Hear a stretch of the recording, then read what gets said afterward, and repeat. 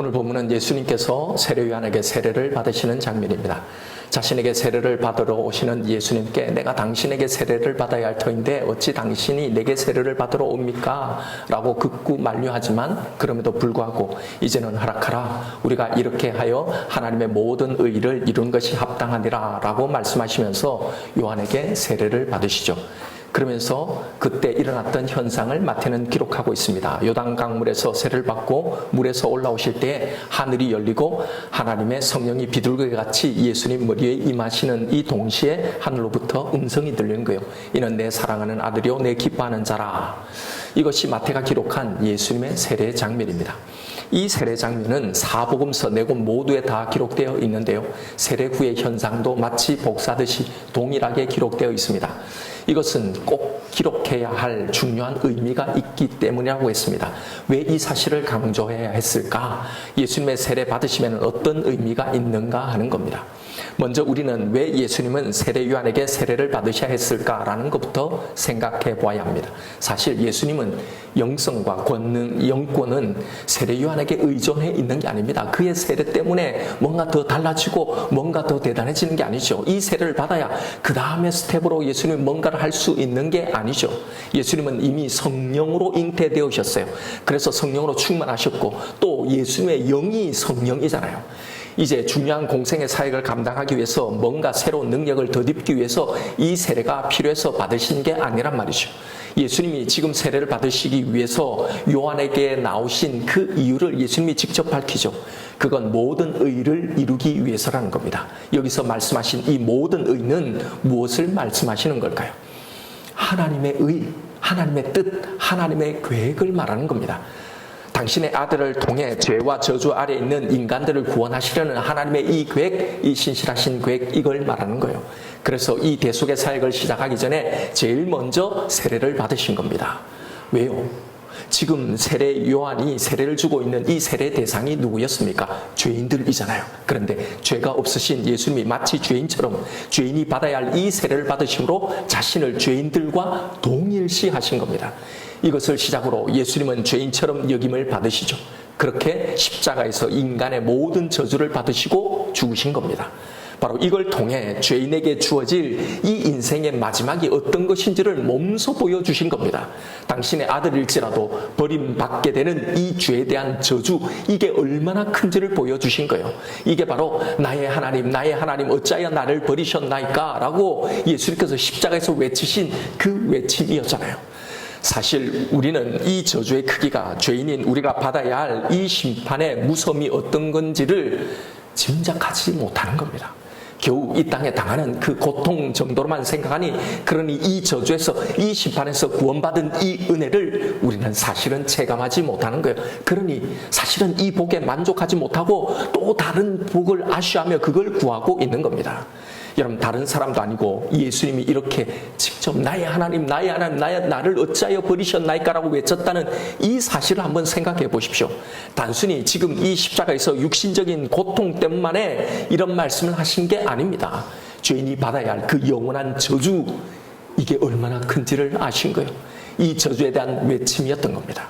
여러분 이게 우리가 받아야 할 영원한 저주인 겁니다. 여러분 우리의 구원이 무엇인지 이걸 생각해야 하는 겁니다. 이 영원한 저주에서 우리를 건지시려는 하나님의 이 구원 계획, 이 모든 의를 이루시기 위해서, 그래서 지금 예수님은 완전한 대속물이 되시기 위해 이 세례를 받고 계신 겁니다. 그래서 이 세례를 받으실 때 일어난 이 현상들을 소개해 놓고 있는 거예요. 하나님은 예수님이 이 세례를 받으실 때 특별한 현상을 일으키셨죠. 하나님이 하신 겁니다. 하늘이 열리고 하나님의 성령이 비둘기같이 예수님 위에 임하는 것을 보이시고 그리고 직접 말씀하신 겁니다. 이는 내 사랑하는 아들이요 내 기뻐하는 자다.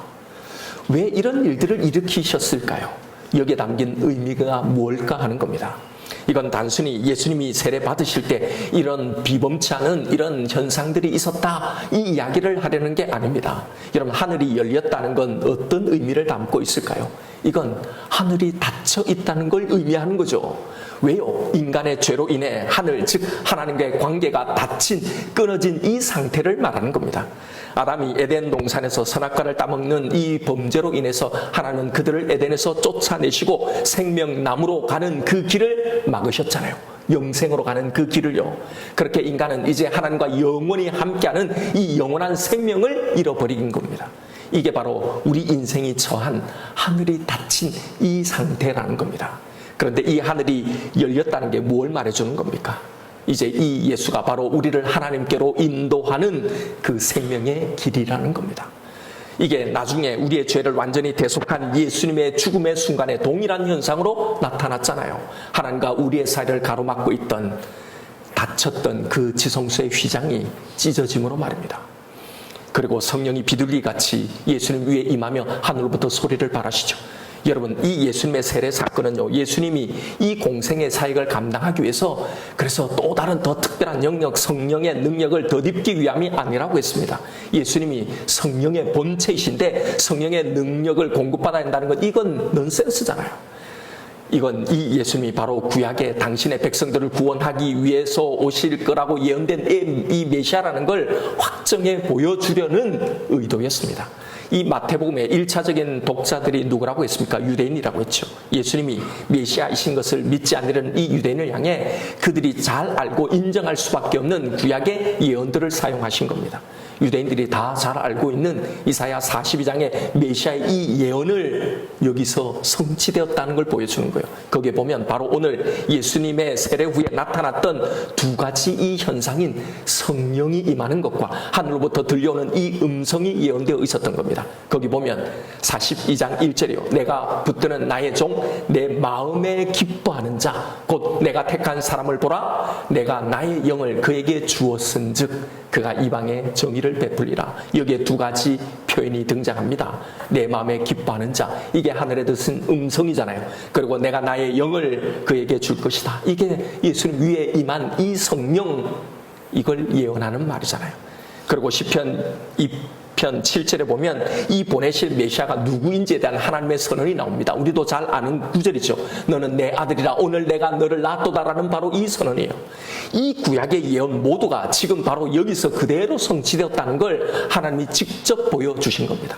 이처럼 예수님의 세례 후에 나타난 성령 강림의 현상과 하늘의 음성은요, 유대인들에게 예수가 하나님의 진정한 아들로서 이 세상에 구원을 가져올 메시아라는 사실을 너무나 분명하게 확증해주는 증표였던 겁니다. 그래서 예수님이 세례를 받으셔야 했던 거고, 이 세례를 받으실 때 모든 이 현상들을 다 일으키신 거예요.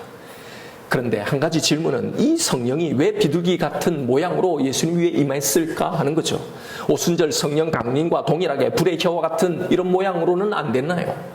여기에 담긴 메시지가 있기 때문입니다. 유대인들에게 이 비둘기는 특별한 의미를 가지는 새이기 때문이에요. 노아 홍수의 이야기에 보면 비둘기는 심판 후에, 이 세상을 다 심판한 후에 하나님의 은혜의 새로운 소식을 전해주는 이 매체로 그게 등장하죠. 즉 심판이 끝났음을 알리는 도구였습니다. 방주가 예수님을 상징하고 그 심판에서 이 예수님을 통해 구원받았음을 상징하는 그 이야기였던 거고, 그래서 이 방주에서 나오자 펼쳐진 새하늘과 새 땅, 새로운 피조물의 시대가 열리는 것, 그 새로운 새 창조의 시작을 알리는 이 매체가 누구였습니까? 바로 비둘기였잖아요. 따라서 여기서 언급한 이 비둘기는 이제 약속된 이 메시아가 오심으로써 심판이 끝나고 축복으로 가득 찬 새로운 은혜의 새 시대, 새로운 창조의 시대가 열렸음을 상징해 놓고 있는 거예요. 이처럼 예수님의 세례 이야기에는 이런 중요한 의미가 담겨 있었던 겁니다. 자, 이제 이것과 함께 오늘 이 말씀에 대해서 좀 더 묵상해 보아야 될 부분을 함께 나눠보고자 합니다. 예수님은 세례 요한에게 하나님의 모든 의를 이루기 위해서 우리에게 주어진 일을 하자라고 하셨습니다. 제가 여러분과 함께 나누고 싶은 내용이 바로 이 부분입니다. 오늘 본문에서 우리는 하나님의 모든 의, 그분의 계획을 이루기 위해서 자신에게 주어진 길을 철저하게 순종함으로 자신의 길을 걸어갔던 두 사람의 모습을 보게 됩니다. 바로 세례 요한과 예수님입니다. 예수님은 창조주이셨는데 자신이 만든 이 피조물의 자리까지 철저하게 낮아지시는 이 순종을 하시죠. 예수님은 그렇게 아버지의 뜻대로 완전한 피조물이 되셨고, 그리고 결국 자신이 만든 이 피조물에 의해서 십자가에 자신을 죽이심으로 아버지의 모든 의를 완전히 이루신 겁니다. 하나님이심에도 죄가 없음에도 죄인으로 여김을 받아야 하는 이 땅에서의 그 임무를, 그 역할을 온전히 받아들이신 겁니다.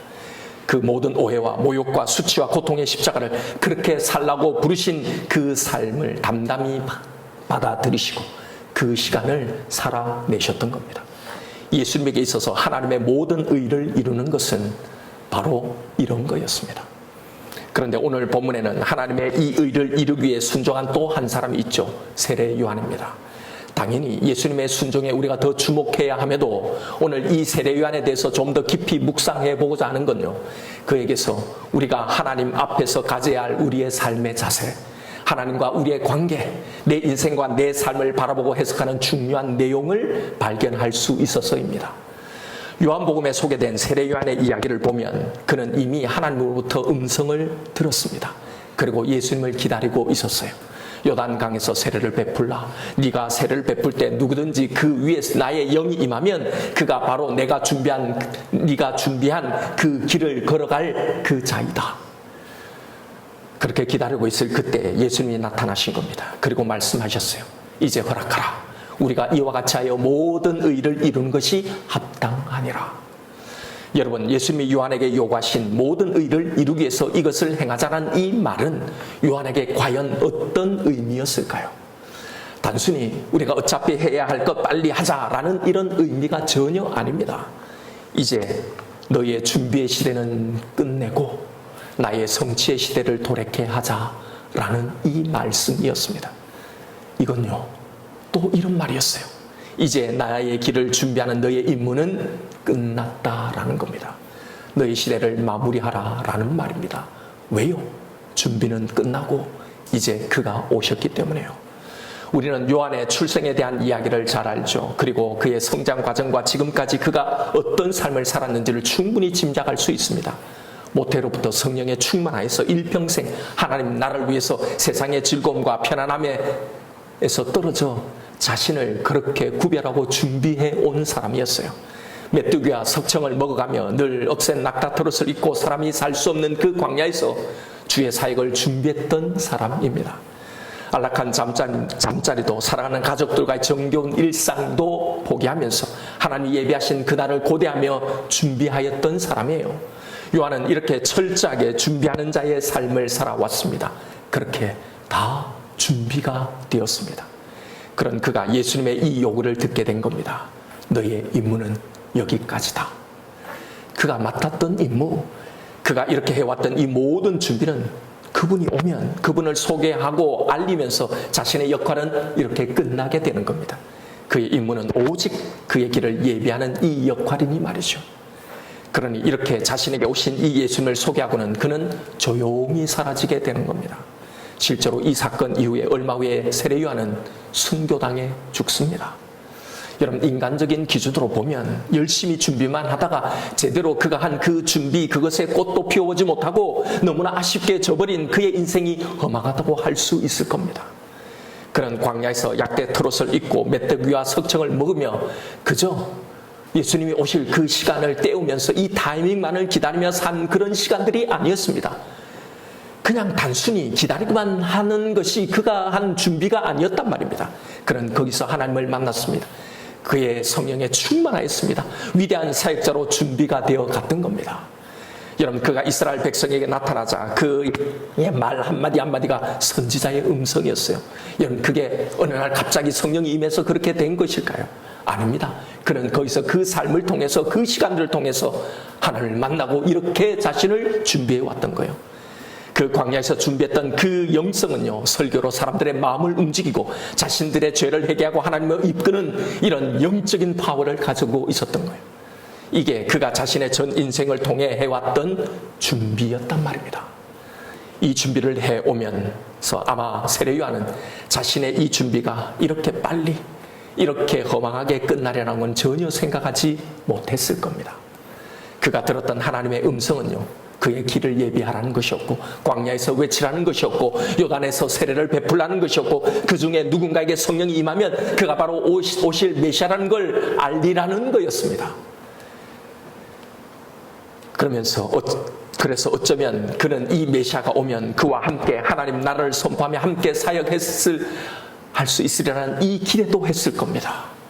그만큼 성령의 충만해 있었으니까요.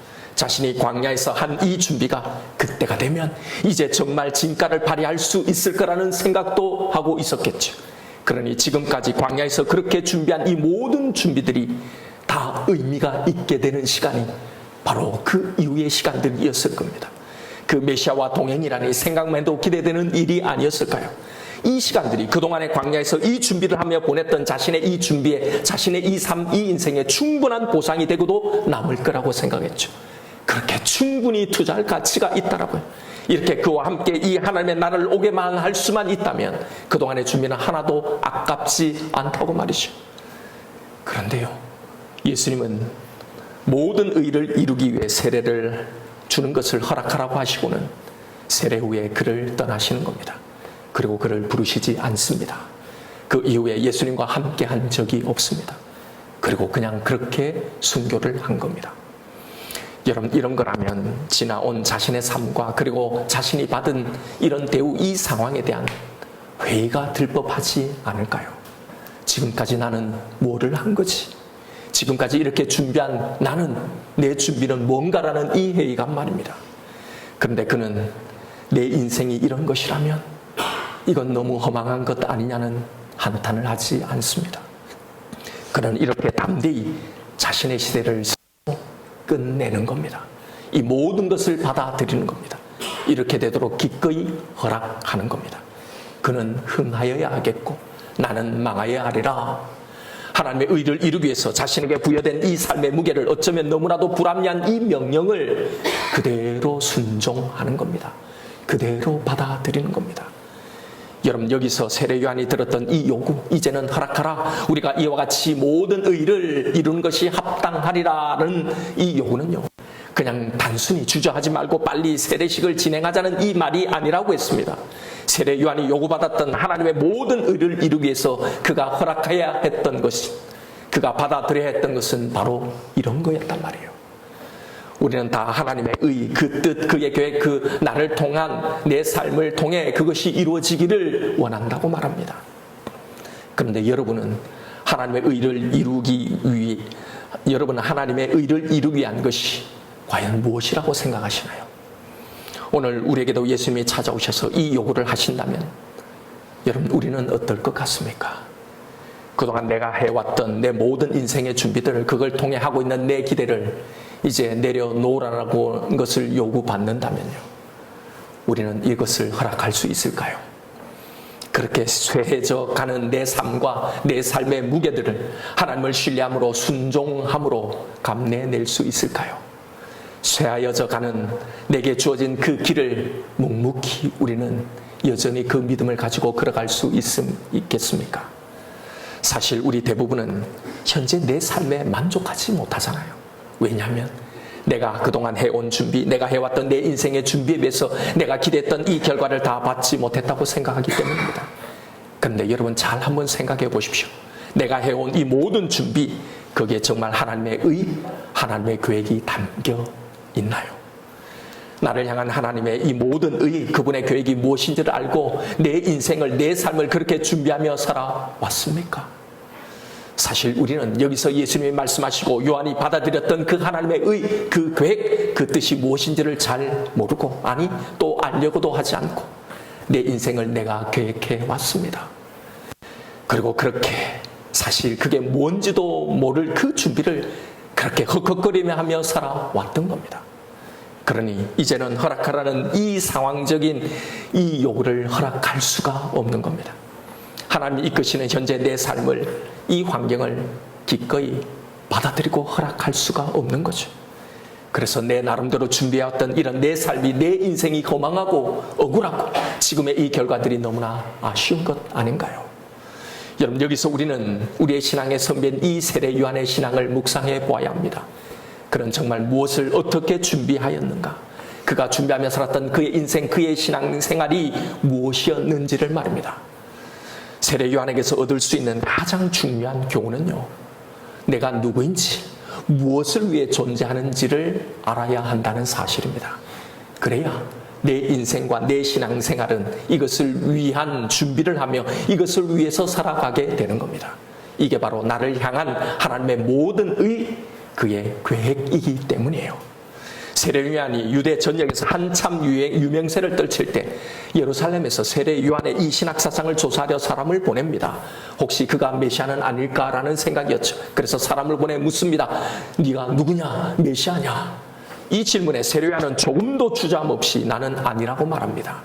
나는 광야의 소리다. 내 뒤에 오시는 분이 있는데 나는 그를 증언하기 위한 소리일 뿐이다. 나는 그의 신들기도 감당하지 못한다. 그는 정확하게 자신의 정체성을 가지고 있었던 겁니다. 그래서 그는 흥해야 하겠고 나는 쇠하여야 하리라 라고 말했던 겁니다.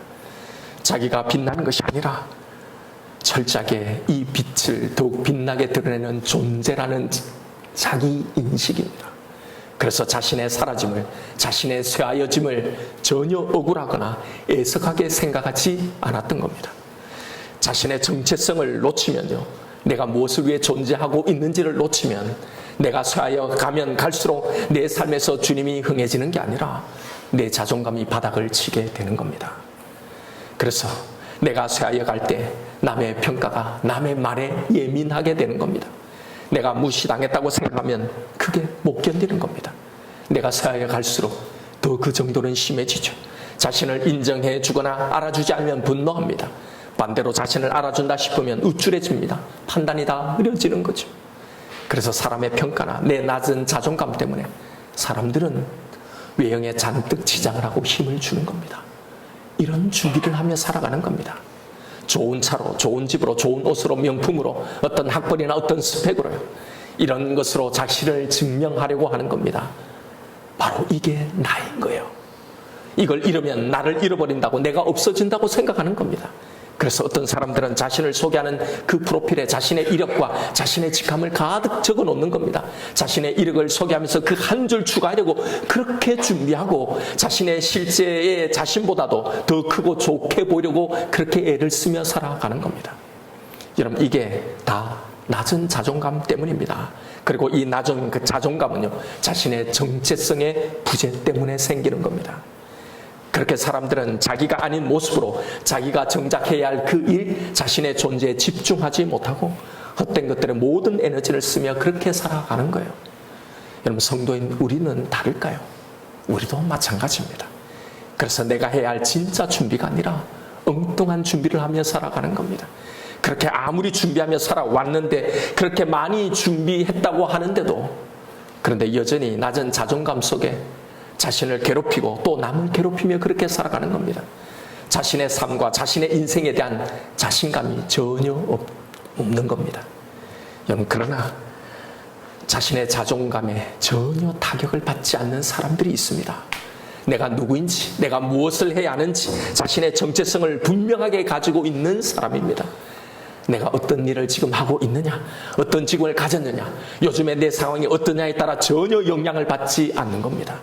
고로 여러분, 낮은 자존감은 자신의 정체성의 부재 때문에 생기는 거예요. 요한복음 1장 35절에 보면 마태복음에 나오지 않는 요한의 이야기가 나와요. 거기 보면 또 이튿날 요한이 자기 제자 중 두 사람과 함께 섰다가 예수의 거니심을 보고 말하되, 보라, 하나님의 어린 양이로다. 그러자 두 제자가 그의 말을 듣고 예수를 따르거늘. 예수님을 소개하자 자신을 따르던 제자들이 예수님을 따라가는 이 모습을 보면 어떨까요? 가끔 다른 교회로 떠나는 성도들을 보면 제 마음에 여러 가지 생각이 드는 거예요. 내가 뭔가 부족한가? 내 능력이 부족한가? 우리의 교회 능력이, 영향이 안 되는가? 낙심될 때가 있죠. 여러분, 요한은 오히려 보내는 겁니다. 자신의 역할이 무엇인지를 알게 해요. 자신의 자존감에 전혀 타격을 받지 않는 겁니다. 자기 정체성이 분명하니 누가 뭐래도 그 말에 흔들리지 않는 겁니다. 영웅시하는 사람들의 말에 우쭐하거나 교만해지거나, 혹은 그 반대로 자신을 견제하거나 오해하고 비난하는 사람들에 대해서도 분노하거나 좌절하지 않는 겁니다. 이러다가 선생님의 제자들이 다 예수님께 가겠다는 그의 제자들의 걱정스러운 그런 말에도요, 전혀 요동치 않는 겁니다. 오롯이 하나님이 인도하시는 나로 서 있는 겁니다. 어떤 상황에서든지. 여러분, 이게 안 되면 우리는 우리 스스로를 괴롭히고 우리의 인생과 우리의 시간을 얼마나 엉뚱한 데 쏟아붓다가 가는지 모릅니다.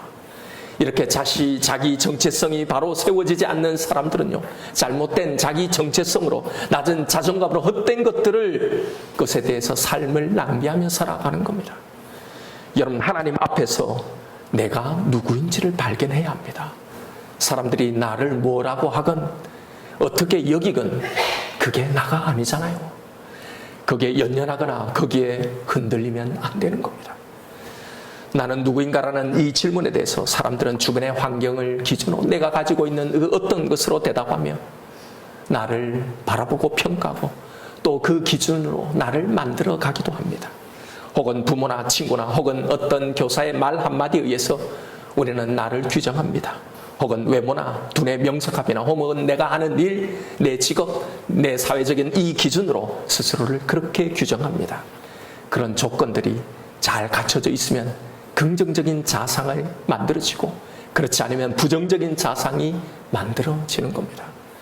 바로 이런 거짓의 자상들이요, 우리가 진짜 갖춰야 할 것들을 위한 진짜 준비를, 하나님의 의를 이루는 삶이 아니라 늘 남과 비교하면서 오롯이 나로 살지 못하고 헛된 준비에 내 모든 에너지와 시간을 낭비하며 살아가게 만드는 겁니다. 여러분, 내가 누구인지를, 나를 창조하고 나를 빚으시고 나에게 빛을 비춰서 나를 보게 하신, 그분을 보게 하신 바로 그분에게 들어야 하는 겁니다. 그분에게 확인해야 하는 겁니다. 그분께 물어야 하는 겁니다. 거기서 내가 진짜 해야 할 준비가 무엇인지 나오게 되는 거예요. 여러분, 다른 말에 속지 마십시오. 요한은 사람들이 자신에게 거는 높은 기대를 알면서도 거기에 흔들리지 않았습니다.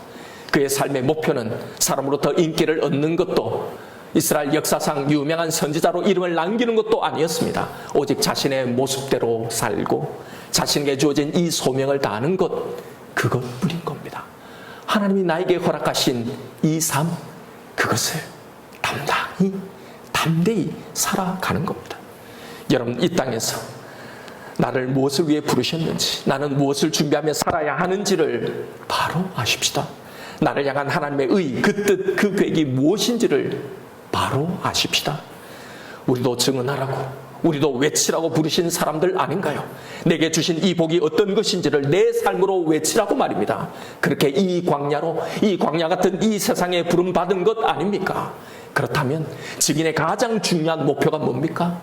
나의 어떤 나의 흥함이 아니라 내 증언이 의미가 있게 되는 겁니다.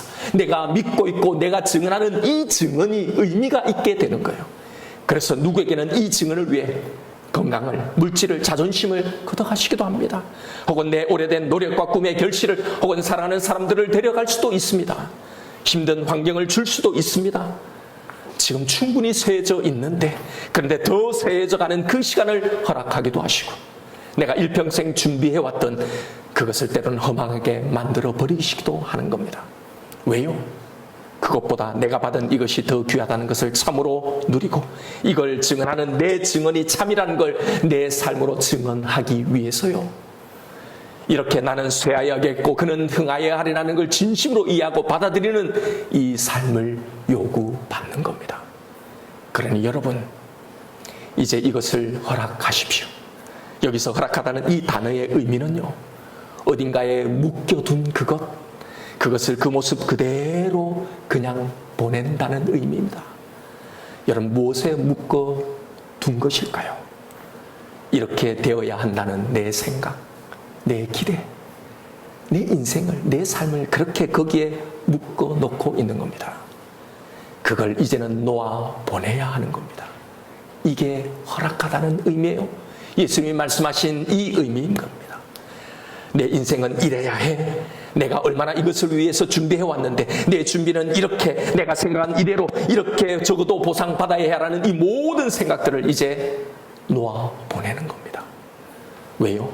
그걸 여전히 묶고 두고 있는 건 지금의 내 삶 속에 있는 하나님의 이 섭리를, 하나님의 신실하신 인도하심을 전혀 인정하지 못하고 있다는 이 증거이기 때문입니다. 그는 사실은 아무것도 증언하며 살지 못하는 증인인 겁니다. 여러분, 그래서 우리에게는 이런 영적인 자신감, 영적 자존감이 없는지도 모릅니다. 세상에서의 내 삶의 쇠함도 여러분 기꺼이 허락하십시다. 지금 내게 주어진 내 삶의 환경들, 내가 가진 모든 것, 내 직업, 내 능력, 이 모든 것이 정말 나를 향한 하나님의 선한 계획, 그 선한 계획을 가지고 계신 하나님의 인도하심이라는 걸 믿는다면, 여러분 지금의 이 상황 속에 담긴 하나님의 의를 이루기 위해서 이 시간을, 이 낮아짐을, 이 쇠함도 기꺼이 허락하고 받아들여야 하는 것 아닌가 말입니다. 그러니 비록 내 삶이 쇠하여 가도 이 쇠함 속에서도 내 안에 주님이 흥하고 있다면 이것이 가장 성공한 삶인 것을 진심으로 고백하십시다. 그렇게 세상적인 쇠함을 기꺼이 허락하고 살았던 이 요한을 향해서 예수님이 뭐라고 하셨습니까? 예수님은 여자가 낳은 자 중에 세례 요한보다 더 큰 이가 없다고 하셨잖아요. 왜요? 그는 자기가 왜 존재하는지, 무엇을 해야 하는지 자기 정체성을 분명히 가지고 그 목적에 맞는 삶을 정확하게 살았기 때문입니다. 세상적으로 큰 성공한 삶이 아니에요. 모든 걸 갖춘 화려한 삶이 아니었습니다. 정말로 쇠하는 삶이었어요. 여러분, 이게 우리가 가지고 있어야 할 진정한 영적인 자존감입니다. 믿지 않는 자들도 자기 정체성을 가지고 살아가는 사람들이 얼마나 많습니까? 예전에 제가 운동권에 있을 때 운동하던 그 선배들 보았어요. 이 선배들 얼마나 이런 자부심을 가지고 살았는지 모릅니다. 위장 취업을 하고요, 정말 어렵게 가난하게 살아요. 같이 졸업한 동기생들이 다 출세하죠. 많은 연봉을 받고 살아갑니다. 대기업에 취직합니다. 세상에 그런 부에도 전혀 흔들리지 않는 자부심이 있었어요. 왜요? 나는 세상에 더 나은 미래를 위해서 산다는 이 자부심이 그들에게 있었던 거예요. 정의와 옳음을 위해서 나는 살아가고 있다는 이 자부심이 있었습니다. 여러분, 하물며 하나님을 믿고 있는 우리에게 이런 정도의 자부심이 없어서야 되겠냐 말입니다. 여러분, 하나님 앞에서 내 정체성, 내가 누구인지를 명확하게 하십시오. 그래야 사람의 인정, 누군가의 섭섭한 말, 누군가의 상처되는 말, 오해 말에 휘둘리지 않고 그게 아니라는 걸 증명하고 인정받기 위해서 몸부림치는 이 삶을 피할 수 있는 겁니다. 낮은 자존감이 주는 이 고통에서 벗어날 수 있는 겁니다. 지금 현재 나를 향한 하나님의 모든 의는 과연 무엇일까요? 이것 때문에 지금 나에게 일어나는 나의 쇠함이 무엇인지를 여러분 깊이 묵상해 보십시오. 이것을 나는 어떻게 허락하고 있는지를 보십시오. 사실 이건 예수님처럼 남을 위한 게 아니잖아요. 엄밀히 말해 사실은 다 나 때문에 나를 위해서 주어진 거잖아요. 여전히 내 속에 도사리고 있는 나의 교만함, 나의 완악함, 나의 순종치 못함, 용서치 못함, 내 두려움, 내 인내치 못함, 여전히 내가 받은 이 구원이 최고의 은혜로 최고의 복으로 내게 자리하지 못하고 있는 내 불신의 마음 때문에요. 이것에 대한 하나님의 다루심 아닌가 말이죠. 하나님의 의를 이루기 위해서 내게 허락하신 그 시간들, 그 환경들을 여러분 기꺼이 허락하십시다. 내가 겪고 있는 삶의 환경을 불평만 하지 말고 그 속에 담긴 하나님의 의를 이루어 가십시다. 이 시간을 통해 우리는 더 잘할 것이고 더 성숙할 것이고 웬만한 문제도 끄떡하지 않는 심지가 견고한 믿음의 거목들로 성장하게 될 겁니다. 이것이 우리를 향한 하나님의 모든 의고 계획인 겁니다. 나를 두신 이곳, 이 자리, 그 환경에 두신 이 하나님을 신뢰하며 살아가십시다. 더 많은 것이 있어야, 더 많은 것이 준비되어야 하나님의 일을 할 수 있는 게 아닙니다. 하나님의 일은, 그리고 하나님의 평가는 세상 것과는 완전히 다릅니다. 하나님이 이끄시는 것보다 더 크게, 더 많이 높게 되려고 하지 마십시오. 다른 사람과 비교하지 마십시오. 그래서 위축되고 우울하게 살지 마십시오. 내 삶을 이 신실하신 하나님이 인도하고 계신 거라면 이걸 누리고 이걸 살아가는 겁니다. 그럼 뭔 발전이 있냐 하시겠지만, 여러분 그렇게 발전에 더 나아서 더 이루어서 준비해서 개선되어서 뭘 하려고요? 결국 다 자기 욕심이었던 거잖아요. 이게 우리를 하나님의 의에서 벗어나게 만들고, 그래서 우리의 낮은 자존감에 허덕이고 우울하게 만들고 불안하게 만든 거란 말입니다. 아무 준비도 하지 말자는 말이 아닙니다. 여러분 준비해야죠. 그리고 잘 되게 하시면 그 잘된 것으로 감사하고 누리십시오. 거기서 하나님을 찬양하고 하나님께 감사하고 그것에 만족하십시오. 그러나 혹은 안 되게 하시면 그 안 되게 하시는 그 하나님의 계획을 신뢰하십시오. 그리고 거기서도 내 안에 주님이 흥하게 하십시오. 그리고 그 주님을 찬양하십시오. 여러분 정말 아무것도 안 주신 겁니까? 아니잖아요. 그 주신 것에 누리고 만족하고 감사하며 살아가십시다. 나에 대해서 하나님은 언제나 선하셨고 선하십니다. 예수를 믿고 살아가는 우리를 세상은 어떻게 보더라도, 이 땅에서 어떤 취급을 받더라도 하나님 안에서 하나님의 모든 의를 이루어드리며 그 안에서 참으로 만족하고 감사하고 그 샬롬을 누리며 살아가십시다. 이것이 지금 우리가 내가 살아내라고 부르신 이 광야에서 해야 할 우리의 준비인 겁니다. 이 준비가 우리를 진짜 성공한 인생, 가장 복된 인생으로 만드는 겁니다. 여러분 이제 허락하십시오. 나를 이끌어 가신 하나님의 섭리를 받아들이십시오. 이제 기꺼이 허락하십시다. 내 생각, 내 기대에 묶어두지 말고, 그래서 억울하고 우울하고 불안하게 살지 말고 하나님의 선하신 계획 안에서 그대로 내 인생 속에 흘러가게 하십시오. 나를 향한 그 뜻에 주목하며 그분의 뜻에 주목하고 그걸 받아들이며 그렇게 하나님의 계획을 이루어 가십시다. 이 자유함의 축복을, 이렇게 하나님이 우리에게 주시려 했던 이 축복을 누리며 살아가시는 저와 여러분 되시기를 주님의 이름으로 축원드립니다. 이 시간에 오늘 주신 말씀 붙들고 우리 함께 기도하십시다. 여러분 내 삶에서, 내 인생에서 하나님의 모든 의를 이루기 위해 내가 허락해야 할 그 일들은 무엇인지를 묵상해 보십시오. 여러분, 예수님은 우리에게만 허락하라고 요구하시지 않으셨습니다. 예수님도 당신에게 부여된 이 땅의 삶, 그 역할을 허락하셨다는 이 사실을 기억하십시다. 여러분 내게 맡기신 그 일, 그 사명, 내가 존재하는 그 목적대로 살아가는 그 삶, 이게 내 삶 속에 이루어지도록 허락하는 것, 이게 아닐까요? 그 과정에서 때로는 내가 기대하지 않았던 나의 쇠함이 있을 겁니다. 바로 이걸 허락하며 살아가는 겁니다. 내 기대에 묶어두었던 그걸 하나님의 그 섭리 속에 흘려보내는 겁니다. 나를 향해 예비하신 그 선하신 길, 그 길을 내가 걸어가고 있다는 이 믿음으로 말입니다. 여러분 내 낮은 자존감의 출처는요, 사실은 이 허락이 안 되는 거잖아요. 그래서 때로는 쇠하여가는 나를 보며 못 견뎌하는 겁니다. 그래서 남과 비교하며 영적인 자존감이 바닥을 치는 거잖아요. 바로 이것이 나를 향한 하나님의 그 모든 의, 그의 뜻과 그 계획을 방해하고 있는 겁니다. 여러분 나 아닌 다른 뭔가가 되려고 애쓰며 살지 마십시다. 다른 사람의 평가나 인정에 연연하며 살지 마십시다.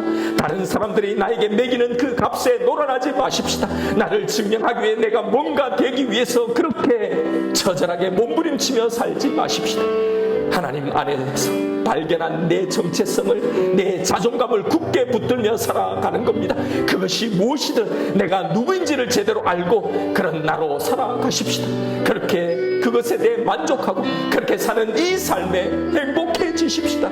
이제부터 내가 하는 나의 노력이 나를 뭔가가 되게 하려는 이것이 아니라, 다른 사람에게 인정받으려는 것이 아니라 나이기 때문에 저절로 하게 되는 그런 자유한 삶을 그렇게 살아가십시다. 이 시간 기도하십시다. 하나님 이제 허락하겠습니다. 내 헛된 기대에 모든 것을, 내 인생을, 내 것을 묶어두지 않겠습니다. 하나님 앞에서 발견한 이 정체성으로 내가 되어야 할 그 나로, 남과 비교하지 않고 오롯이 나로 살아가겠습니다. 그래서 내게 계획한 이 모든 선하신 하나님의 의를 이루며 살아가겠습니다. 이 시간 나에게 주신 말씀이 있을 거예요. 우리 이 말씀 붙들고 주님 이름 한번 부르며 하나님 앞에 기도하며 나아가십시다.